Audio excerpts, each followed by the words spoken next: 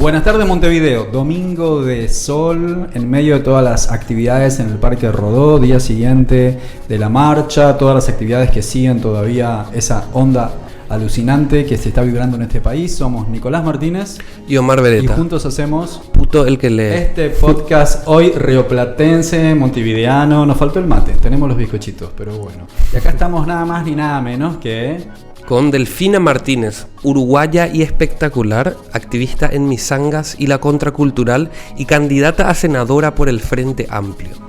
¡Presidenta! Acá estamos, Delfina. Bienvenida a nuestro podcast Sudaca. ¿Cómo estás? Muchas gracias, muy bien. Gracias por haberte venido del Parque Rodó volando acá a hacer la entrevista, que estabas en medio de los actos que está haciendo el Frente Amplio ahí y hablaste en el marco de los feminismos, ¿no? Sí, exactamente. Bueno, como ya saben, como en Argentina y en Bolivia también, el 27 de octubre son las elecciones nacionales.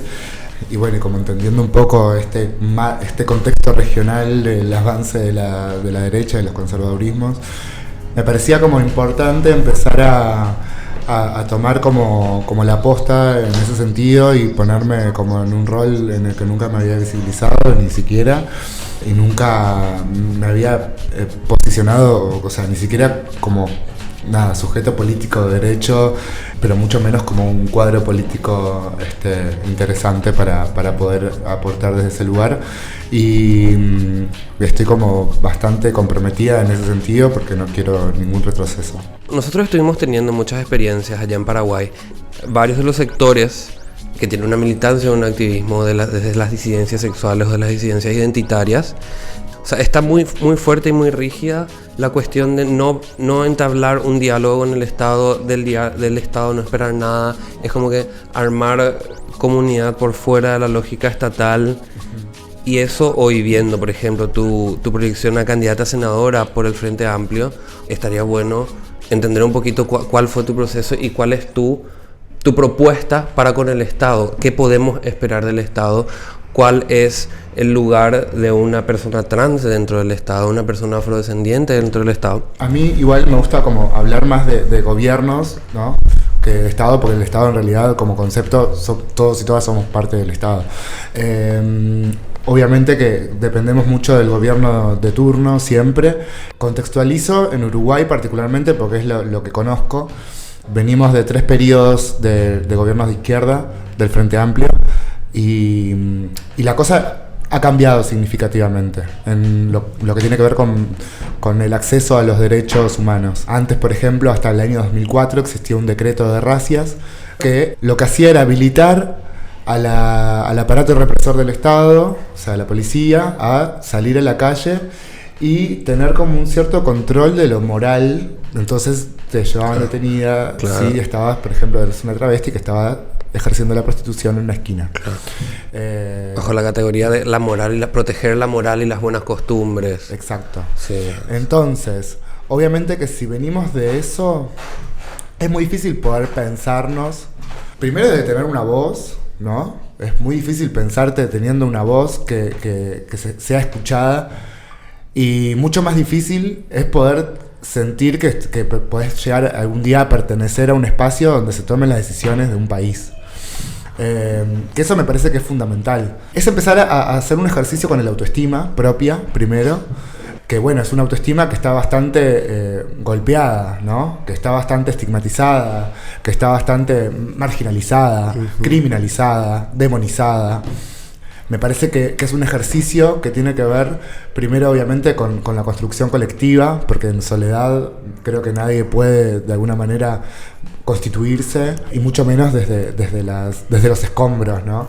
Primero eso, como desde lo colectivo, empezar a tener como esa confianza de poder sentir que te apoyas en el otro, en la otra, en le otre, pero después también poder materializar de alguna manera o lograr posicionar esas reivindicaciones en el ámbito político partidario que bueno, es ahí donde se disputa realmente, me parece.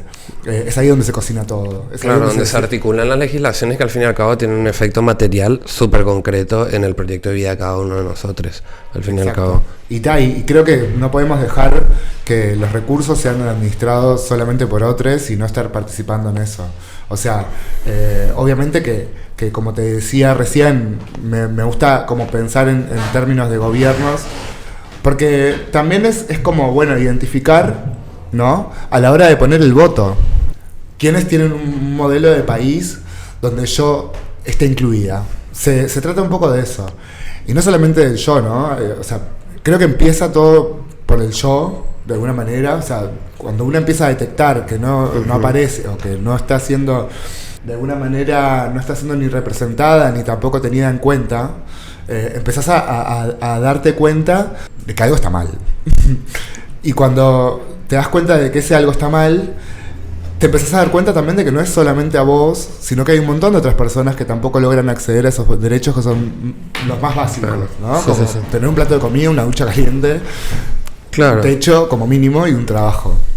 Después, obviamente, que es como fundamental ese encuentro con los otros y las otras para no asumir como que es el único destino, porque muchas veces nos ha pasado esto de asumir.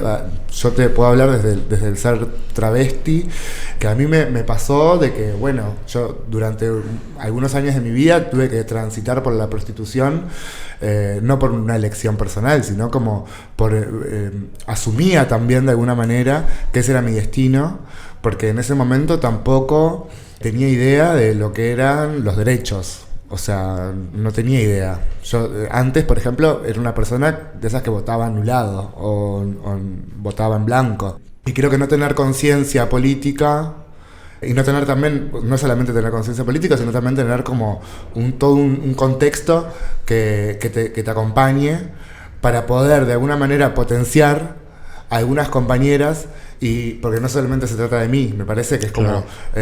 pero potenciar a las compañeras y llegar a que puedan soñarse, no solamente desde lo político partidario, sino desde otros lugares. No asumir que hay un destino único. Esa es la clave, me parece.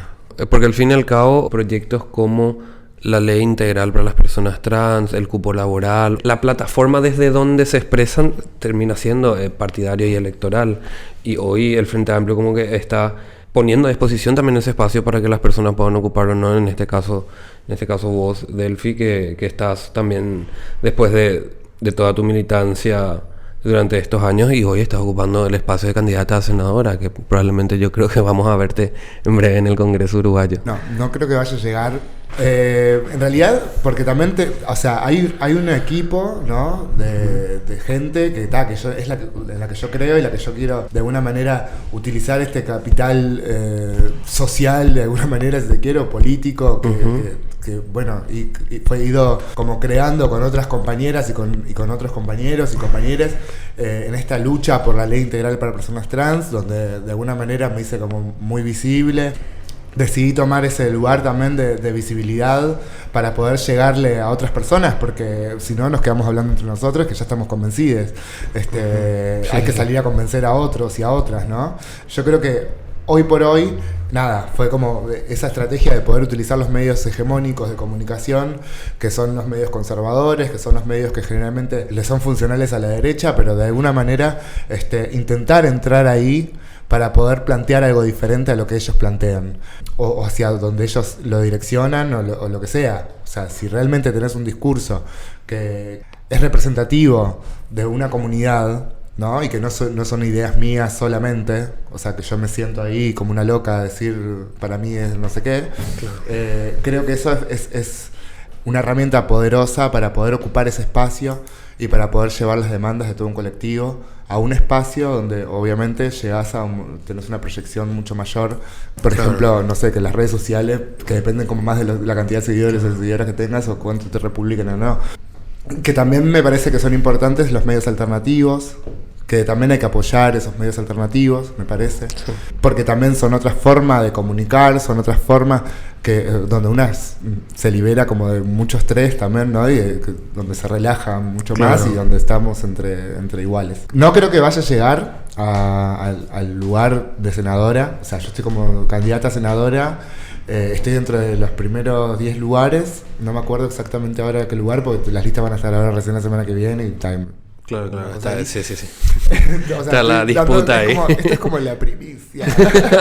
Wow. Pero aparte no me gusta hablar de eso porque no sé, como me siento rara en ese lugar.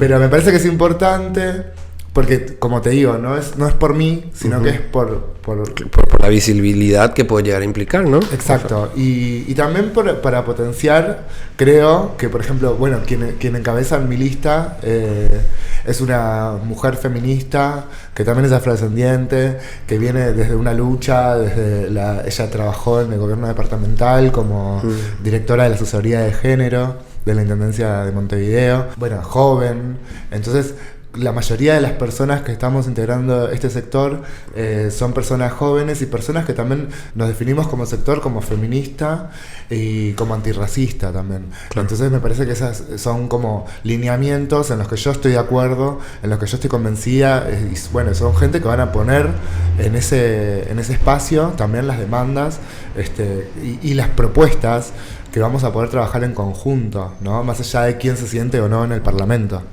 Creo que puede, o sea, volver a recargar de contenido un yo que el neoliberalismo y el capitalismo nos convenció de que está completamente aislado, y en especial a las comunidades disidentes, y que esta proyección política es una propuesta también para identificar cómo podemos hacer una propuesta de mundo diferente, ¿no? Y esto te quería preguntar, sí. Lo de el video donde estabas hablando sobre que no existe la comunidad LGBT. Primero, quería agregar a esto de que como los lugares esperados o los lugares asignados para una travesti, una trans, que son solamente la prostitución o la noche, también históricamente el único lugar donde se podía salir de eso era desde el show, desde el espectáculo. Claro, sí. Y eso también me parece que es como súper interesante para ponerlo, ¿no?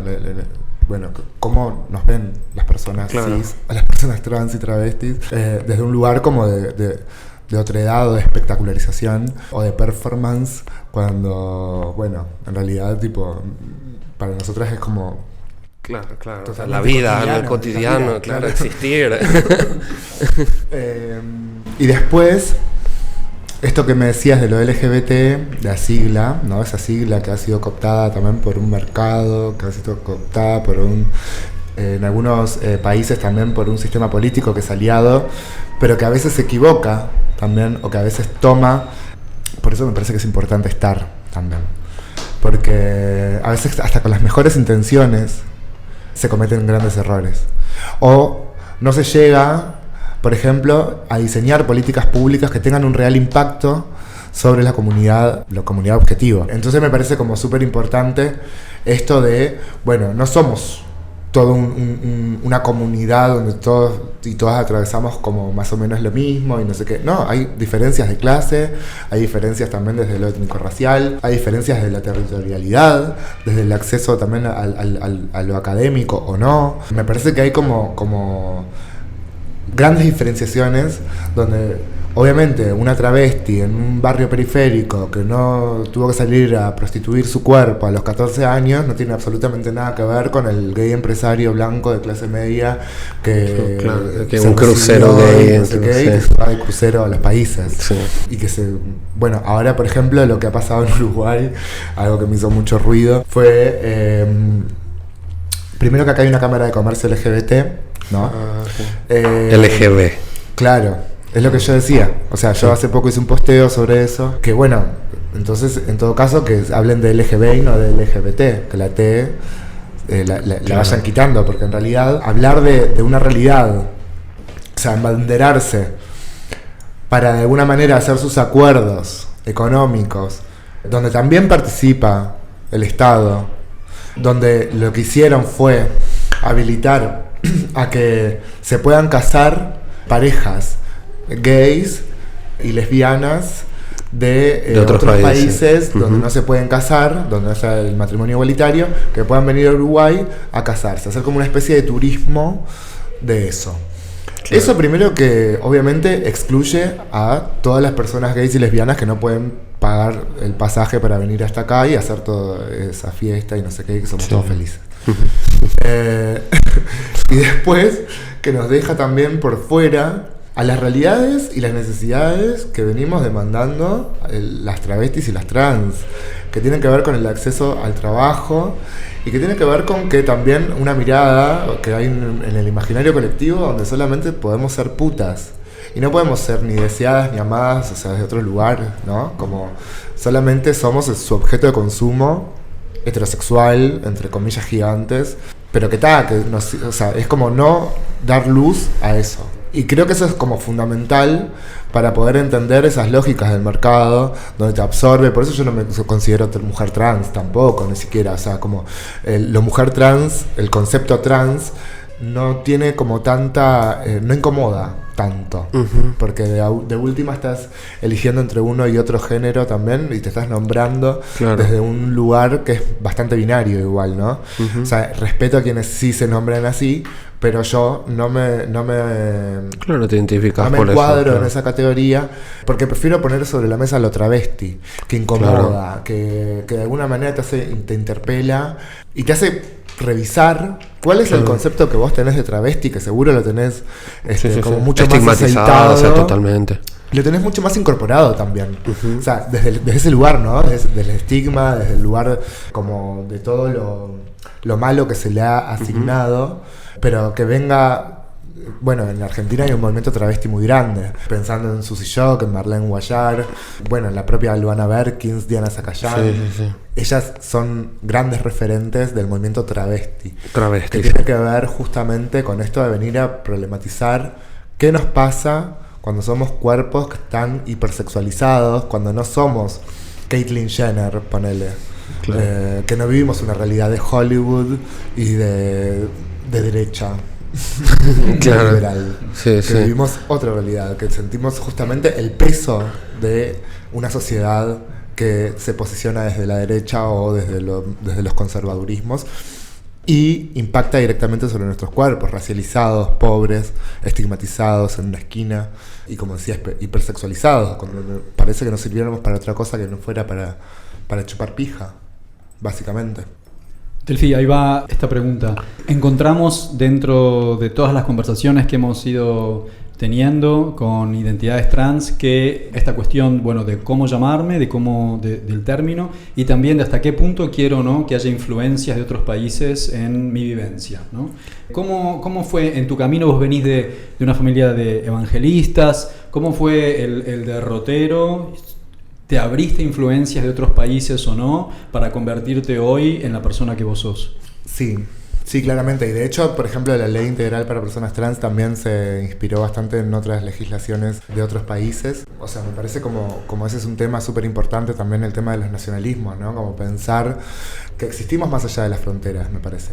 O sea, de hecho, ahora estoy usando una remera que dice "Nadie en el mundo es ilegal", porque tiene que ver con eso, con la migración y con, bueno, cómo recibimos a las personas que no son de acá. Si realmente nos importa que esas personas accedan a sus derechos también o no. Y miramos por un costado, me parece como súper fundamental eso. De hecho, también ahora voy a ir al encuentro nacional de mujeres, que es el nombre oficial que se le da, pero que en realidad hay algunas organizaciones, como la Cátedra Virginia Bolten, por ejemplo, la Fundación Luxemburgo y otras organizaciones que están ahí luchando hacia el adentro del propio feminismo también, como para abrir el espectro primero de lo que significa ser mujer, entonces poder visibilizar también que existen mujeres lesbianas, que existen travestis, que existen trans, que existen disidencias, y también pensar en esto de la plurinacionalidad, ¿no? Como que no solamente sea desde un lugar como, bueno, yo desde esta frontera terrestre que me designa el Estado-Nación. Justamente si buscamos romper con algunas cuestiones como que traemos desde esa época, ¿no? Desde la colonia y traemos desde una concepción sumamente racista, fascista, que heredamos de alguna manera de los barcos. Yo no, porque porque yo vengo de otros barcos. Pero bueno, me parece que es como pensar en esa clave, como salir un poco del nacionalismo de Claro. lo chiquito y pensarnos como, no sé, como habitantes de un espacio. Que claro, que va mucho más allá de esa franja ficticia a la que llamamos frontera, ¿verdad? Esta cuestión de las intersecciones es algo que nos ocupa mucho, nos hace reflexionar mucho y nos interesa poner bien en el foco en el programa. Vos activás en la Misangas, que es este colectivo de mujeres afrodescendientes. Tenemos la Ley Integral para las Personas Trans, que trae ciertas reparaciones para las personas trans que han sufrido bajo la dictadura o discriminación por parte del Estado en distintas situaciones. ¿Cómo va la cuestión, eso respecto de la identidad trans travesti y de lo que es afrodescendiente? ¿Hay una necesidad, un reclamo de reparación respecto del Estado en metrópolis reblanqueadas como son Buenos Aires y Montevideo, donde se trata de olvidar así el pasado, incluso esto de llamarnos latino, ¿no? Como latinoamericano, no, ¿qué latino? ¿Qué latino? Como que hablemos de la realidad, de los pueblos originarios, de la diáspora africana. ¿En qué estado está eso en la discusión aquí en Uruguay? Bueno, en Uruguay, en 2012, creo que fue, se aprueba, obviamente, por un trabajo desde la sociedad civil y en articulación con el Estado también, una ley de acciones afirmativas para personas afrodescendientes, que es la ley 19.122, bueno, en la cual lo que hace es como reconocer esta desigualdad histórica, estructural, donde obviamente, bueno, en la época de la esclavitud, cuando se hace la abolición de la esclavitud, se le da como un resarcimiento económico a los amos y amas, porque se le estaba como quitando una propiedad de alguna manera. Dios. Y obviamente la comunidad negra quedó al Claro. libre A su suerte, claro. Desde ahí como surge la desigualdad, ¿no? Que se arrastra hasta el día de hoy. En esta ley lo que se intentó fue, y lo que se intenta, aunque no con mucha suerte, es específicamente, sobre todo en lo laboral, que haya un acceso a un 8% de un cupo para personas afrodescendientes en todos los llamados que haga el Estado. La realidad no se cumple, o no se cumple del todo. Por eso me parece que también es necesario como esto de empezar a ocupar otros lugares que no sean solamente de la sociedad civil, porque de la sociedad Claro. civil venimos haciendo demandas históricas y todavía no vemos como... O sea, de hecho, el nivel de pobreza a nivel general ha bajado y sin embargo en la población afrodescendiente en Uruguay, sí, igual. ¿Quiénes son quienes han podido avanzar un poquito más? Y eso te da una lectura, obviamente, de una sociedad que todavía sigue siendo racista o que todavía sigue viendo las demandas de las personas afrodescendientes como algo que puede esperar o que va a ser para mañana. Claro, una cuando especie ya de lujo. arrancamos desde una situación totalmente desigual. Y hay como un acuerdo con las grandes migraciones de 1890, 1910, estos que vinieron de los barcos, como vos decías, pero de esos otros barcos que vinieron de Europa. Hay como una suerte de pacto tácito de no hablar de esto, porque, por ejemplo, en el Holocausto en Alemania, la primera generación no lo hizo, pero la segunda generación, ya en los años 60, se empezó a hablar de esto y se tomó el debido trabajo para explicar bien qué pasó, investigarlo y reparar, ¿no? En cambio, en nuestros territorios de Sudamérica, esto es como que se hacen algunas acciones afirmativas en algunos países, pero la deuda de reparación es una deuda que todavía está vigente y sería bueno tenerlo más sobre la mesa en el futuro. Estábamos viendo con Nico un poco los antecedentes de cuando se dio el debate de la Ley Integral para Personas Trans aquí en Uruguay y que había un diputado opositor del Partido Nacionalista que decía que bueno, que esto trae la ideología de género, ya conocemos todo ese lenguaje, y que puede sugerir que ser trans sea algo beneficioso, decía, ¿no? Y sí, señor, claro, ¿no? Y claro, lo contrastábamos con una charla que tuvimos con un amigo muy querido, Santiago Balbín Gutiérrez de Lima, que él es de diversidades transmasculinas, y que le preguntábamos, bueno, ¿qué le dirías a un niño o una niña que se acerca, que tiene una identidad travesti, que tiene una identidad trans? y nos decía, bueno, que empiecen lo antes que puedan y que no pierdan de vista lo hermoso que significa ser trans, ¿no? Y que bueno, vamos a mandarle la nota a este diputado opositor.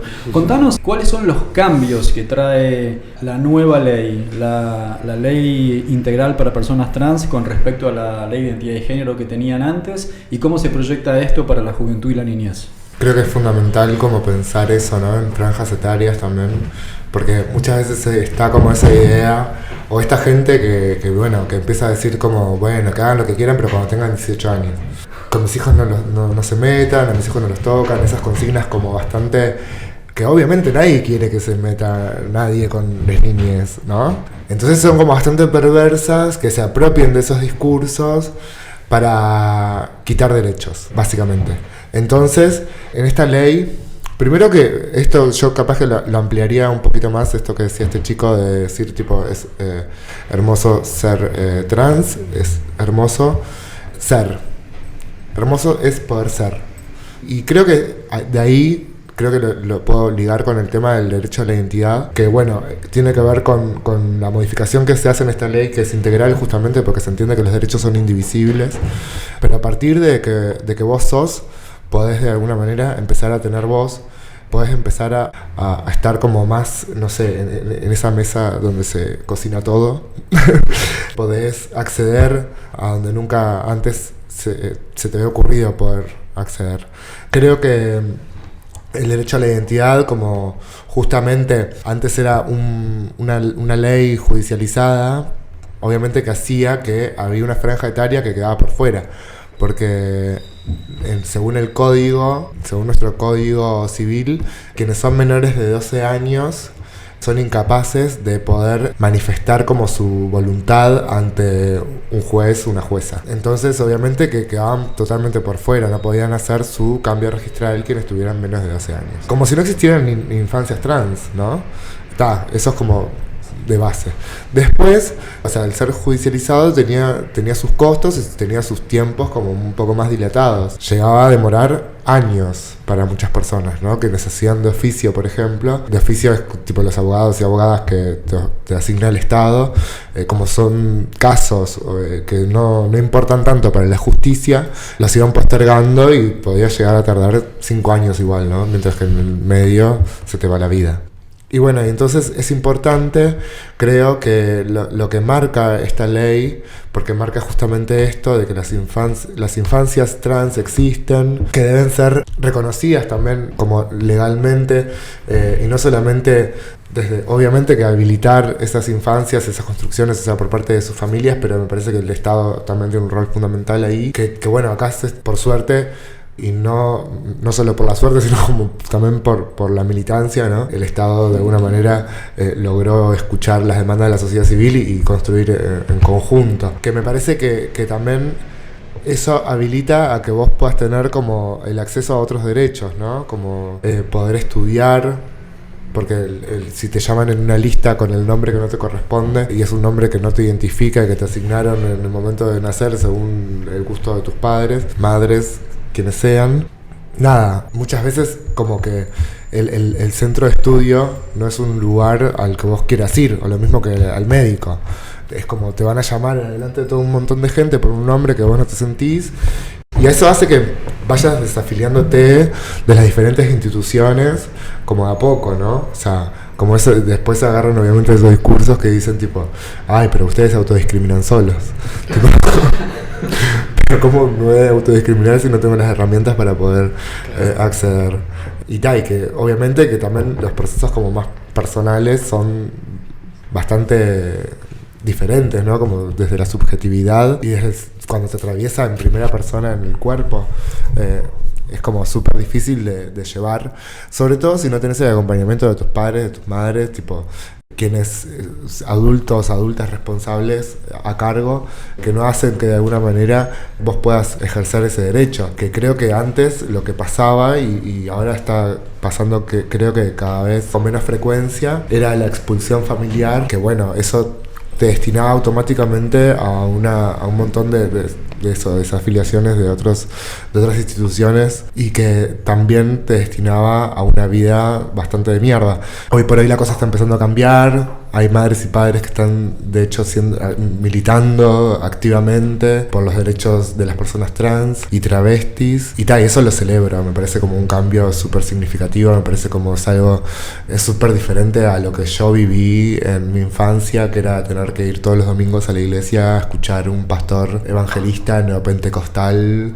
diciendo cualquier cosa, o sea, como yo sintiendo que estaba pecando solo por respirar. Obviamente que pasar de eso, yo tuve la suerte igual de una familia que no me echó, ¿no? O sea, más allá de todo eso, que lo que hizo fue de alguna manera silenciar mi identidad durante muchísimo tiempo. Cuando decidí de alguna manera expresarme, no tuve como ningún problema, pero es una excepción, sobre todo por quiénes son mis padres, ¿no? O sea, por quiénes, la formación que tenían ellos en cuanto a lo religioso y lo que creían. Y también, obviamente, que mi padre, tipo militar retirado, o sea, como yo me esperaba lo peor. Y por suerte no fue así.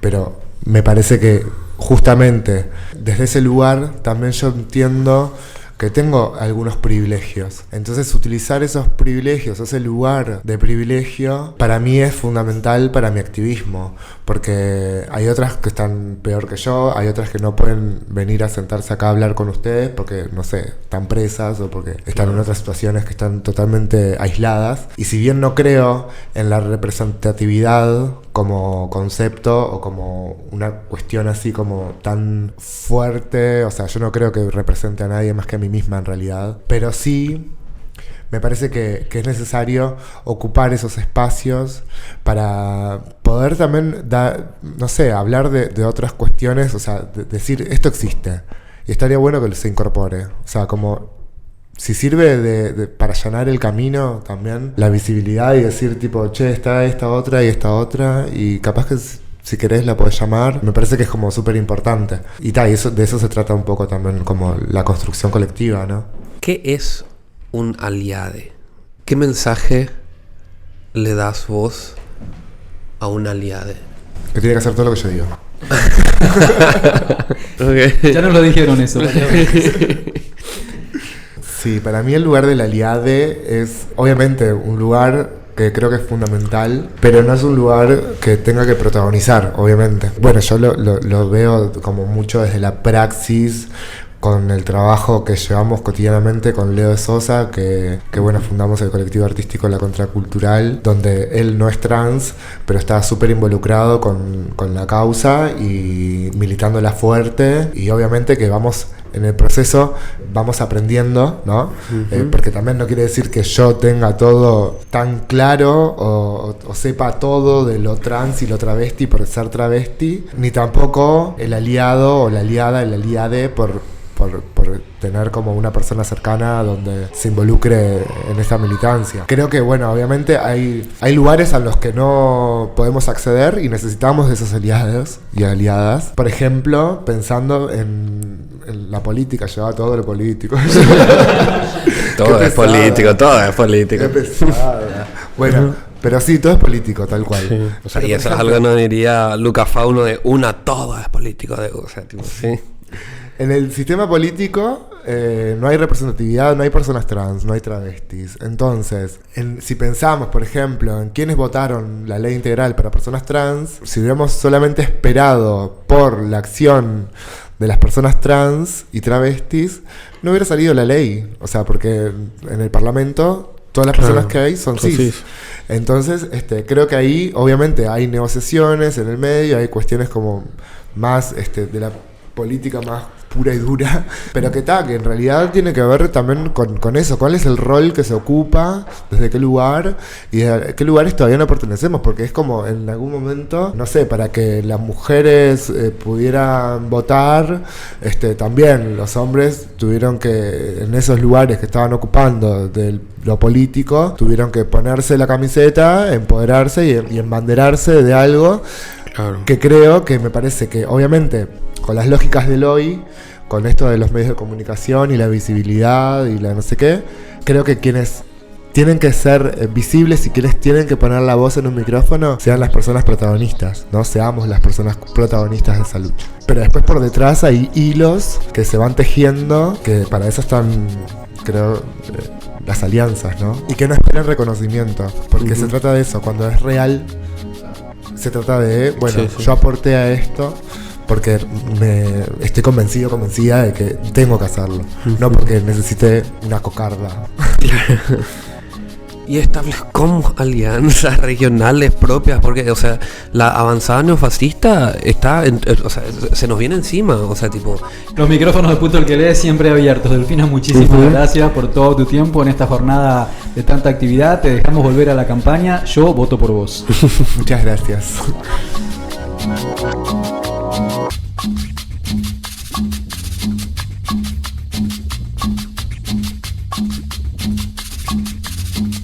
Vamos a terminar. Somos Nico Martínez y Omar Beretta. Y juntos hacemos el programa Puto el que lee. Suscríbete a nuestro canal de podcast. Los links a autores, músicas, videos y otras cosas, chulis y puretes, que se mencionaron en el programa, los colgamos en nuestras redes. Seguinos en Facebook y Twitter, @putoelquelee108. Ahí también podés mandarnos la info de tu novela, poemas, obra de teatro, perfo, concierto o gacetilla de prensa que quieras difundir. Y también acciones de defensa de nuestros derechos, info sobre HIV, etc. Producción general, Puto el que lee. En Asunción nos da de comer Mango Tango Food. Tine musical de nuestro programa es el tema Zona Roja de Mnesis. En el Año Internacional de las Lenguas Indígenas nos enseña guaraní la Casa 1073. Agradecemos especialmente a Octavio Linares, responsable de nuestra tecnología en sonido. A Nico Granada y al equipo del Surtidor por la edición. En Buenos Aires nos salvó la vida Nacho Franco, ingeniero en sonido. Para toda Sudamérica, educación sexual integral y laica. Hasta la próxima.